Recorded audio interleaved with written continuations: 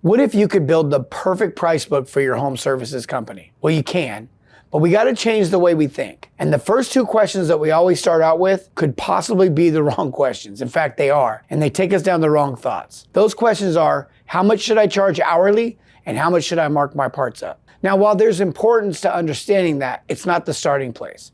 In fact, we cover that in another video where we break down everything that relates to hourly and parts. But before we can get into that, we need to understand two core things. And that is, how does the price book work? What is the function of a price book? And there's really two parts to that price book. One is the mathematical equation to arrive at pricing, and the other is the description that we put on the menu, if you will. Think about a restaurant for a second. Every time you go to a restaurant, you open up the menu, there's always a name of the item, a description of the item, and then a price that goes along with that. That price was derived by a mathematical equation by somebody in the back who understood the margins. And margins is an important word, because margin is what we're actually after. There's no one on earth that's trying to sell products to make revenue. People are selling products to make net profit. And net profit is what's left over after the expenses. So we need to understand expenses, we need to understand capacity, and then we also need to understand volume when it comes to pricing our items out. I'll give you a great example. If I was to go into your place of business and just buy one item,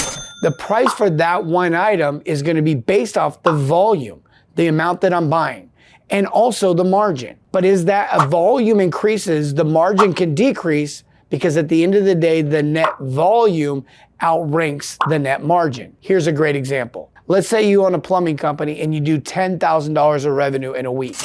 And of that $10,000, 50% of the money went back into the work. They would call that COGS, cost of goods and services. That could be your labor and that could be your material. That can also be your permits and subs, but everything that went back into that job. Well, when you look at that, you end up with a 50% gross profit, which is $5,000, because you brought in $10,000 of revenue. You spent, let's say, $2,500 on labor, $2,500 on materials, leaving you $5,000 of gross profit. And if you're running a healthy business and all of your margins are correct, you're going to spend about another 25% of the overall revenue on operations. So that's going to leave you, if you're doing the math, 25% left over, meaning 25% went to material, 25% went to labor, 25% went to operations, and the leftover amount is net profit. Now, the operations are a fixed cost. The labor and the material are not. So if you increase that revenue by maybe doing more work, your material percentage could go up, your labor percentage could go up, but your overall operational costs won't change in that scenario. So if I do $15,000, I don't need to be at 50% to net the same amount of volume. Going back to that math, $10,000 of revenue, $5,000 of cost, you're left $5,000 of gross profit, $2,500 that you can budget for your operations, and $2,500 you can put in your pocket for your new boat. But if I do $15,000 of revenue, well, $2,500 is what I ended up putting in my pocket. The rest of the money was kind of money laundering, if you think about it. We're giving it to the government, we're giving it to the supply shops, we're giving it to other people's families that do the work. So think about it like this. At a 40% gross profit, now I do $15,000 of revenue. I have 40% left over, which will be $6,000. In the other scenario, I only had $5,000.